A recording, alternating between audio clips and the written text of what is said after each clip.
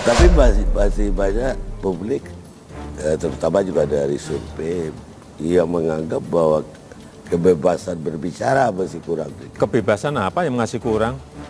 Orang memaki-maki presiden, orang menghina presiden, orang mengejek presiden, orang mencemooh presiden juga tiap hari kita dengar. Orang mendungu-dungukan presiden juga kita tiap hari kita dengar, kita lihat. Biasa aja. Mau seperti apa lagi sebetulnya yang kita inginkan? Demokrasi yang sangat liberal sekali menurut saya kita ini, meskipun kita ini orang timur, etika dan tata krama yang baik, tapi sekarang kita sudah menurut saya sudah sangat liberal sekali. Bapak Karni nggak melihat? Ya, saya perlu dapat dari Bapak sendiri. Usai fitnah Jokowi, Pak Lurah dihujat warganet munafik menghina presidennya tapi menikmati prestasinya, ditulis dari berbagai sumber. Sebelum kita lanjut, jangan lupa subscribe dan nyalakan loncengnya agar Anda menjadi yang pertama mendapatkan informasi dari jurnal terupdate. Usai fitnah Presiden Jokowi, pegiat sosial media dengan akun Pak Lurah ramai dihujat warganet. Seorang warganet menyebut akun Pak Lurah itu munafik lantaran menghina presidennya tapi menikmati prestasinya atau hasil kerja Presiden Jokowi. Mulanya pegiat sosial media dengan nama akun Pak Lurah buat geger publik lantaran dirinya menyebut Presiden Jokowi pernah kunjungi makam atau kuburan tokoh PKI. Selain itu, pegiat sosial media dengan nama akun Twitter Pak Lurah itu juga membagikan foto lawas Jokowi mengenakan baju kotak-kotak sedang duduk di depan Nissan bertuliskan Wijiatno Notomiharjo. Akun Pak Lurah itu menuding Wijiatno Notomiharjo merupakan salah satu tokoh PKI. Ia bersikeras percaya bahwa makam yang dikunjungi Presiden Jokowi itu adalah makam tokoh PKI. Fakta, Jokowi ngekar di kuburan Wijiatno Notomiharjo, salah seorang tokoh teras PKI. Tulis akun Twitter @negrikolam dengan nama Pak Lurah dikutip terkini.id pada Jumat 10 Juni 2022. Selain itu, akun Twitter Pak Lurah itu juga mengunggah foto buku yang berjudul Jokowi Undercover. Buku berwarna hitam yang dipercayainya sebagai bukti tuduhan tersebut. Pegiat sosial media itu juga menyebutkan bahwa buku itu merupakan tulisan yang berupaya untuk melacak jejak pemalsuan dari Presiden Jokowi. Fakta tersebut ditulis dalam buku Jokowi Undercover, melacak jejak sang pemalsuan jati diri. Tulis pegiat sosial media itu dalam cuitannya melanjutkan. Kemudian dirinya juga membagikan link video berupa tudingan kepada Presiden Jokowi. Tujuannya untuk meyakinkan warganet bahwa benar Jokowi merupakan tokoh dengan latar belakang PKI.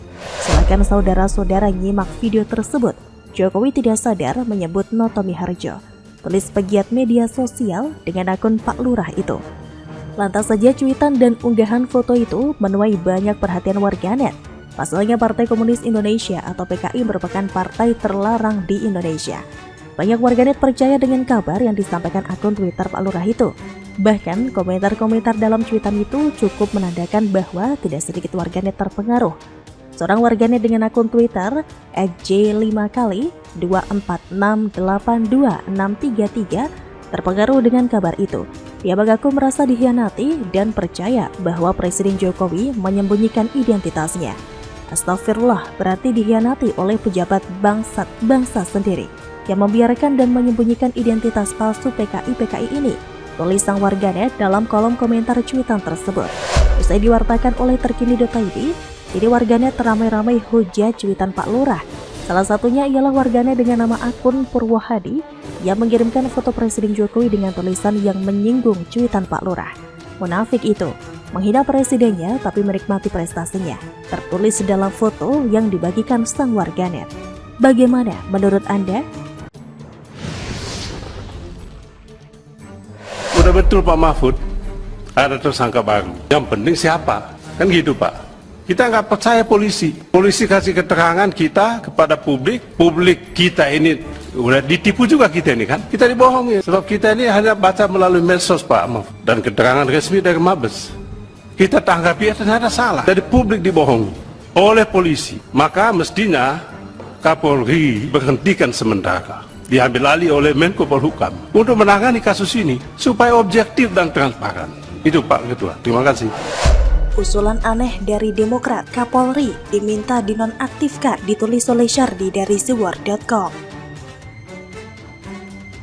Sebelum kita lanjut, jangan lupa subscribe dan nyalakan loncengnya agar Anda menjadi yang pertama mendapatkan informasi dari jurnal terupdate.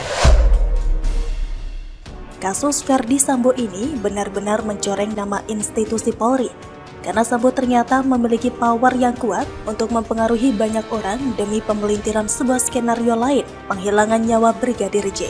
Bahkan beredar grafis hierarki kekaisaran Sambo yang menggambarkan aliran uang hasil judi online dan bisnis lain yang diberi kode konsorsium 303 dan melibatkan beberapa nama jenderal. Publik pasti terkejut, bahkan tersentak kaget dengan keras. Bukan rahasia umum lagi kalau publik dari dulu sudah mencap negatif citra Polri. Ditambah kasus Sambo lengkaplah sudah malapetaka yang menimpa Polri.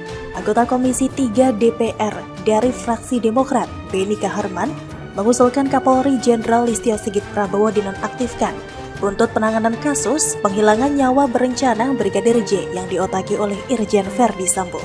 Pernyataan Beni itu disampaikan dalam rapat bersama Komisi 3 DPR RI dengan Kompolnas, LPSK dan Komnas HAM di Komisi 3 DPR RI, Kompleks Parlemen Senayan. Ini berawal dari sebuah kabar di mana ada seorang jenderal bintang 3 yang mengaku akan mundur jika Ferdy Sambo tidak dijadikan tersangka. Sampai detik ini nama jenderal tersebut tidak dibuka ke publik. Beni juga meminta agar nama jenderal tersebut dibuka ke publik. Dia juga berbicara mengenai keterangan polisi mengenai kasus Brigadir J yang tidak dipercaya publik. Sudah betul Pak Mahfud ada tersangka baru, yang penting siapa? Kan gitu Pak. Kita nggak percaya polisi kasih keterangan kepada kita publik kita ditipu, kita ini kan, kita dibohongin. Sebab kita ini hanya baca lewat medsos Pak, dan keterangan resmi dari Mabes. Kita tanggapi ternyata salah, ujar Beni. Barulah Beni mengusulkan Kapolri dinonaktifkan dan meminta Menko Polhukam Mahfud MD mengambil alih agar kasus ini objektif dan transparan. Kalau menurut saya, sejak kasus Ferdy Sambo merembet kemana-mana, kemungkinan ada sedikit gesekan di internal Polri. Kasus ini bukan lagi sekedar penghilangan nyawa terhadap Brigadir J, tapi jaringan bisnis dan lain-lain yang berada di bawah kendali Sambo jika isu yang beredar adalah benar. Pasti ada banyak yang terseret. Yang terseret pasti tidak tinggal diam dan akan melawan. Beberapa hari lalu Indonesia Police Watch atau IPW menyebut kemungkinan ada perlawanan di internal Polri. Upaya perlawanan tersebut dilakukan kubu Irjen Ferdy Sambo yang memang tidak tampak di permukaan, tapi kemungkinan masih ada. Bagaimana dengan Kapolri sendiri? Yakin tidak ada yang mengincarnya karena sudah mengganggu kepentingan banyak orang terkait kasus Sambo?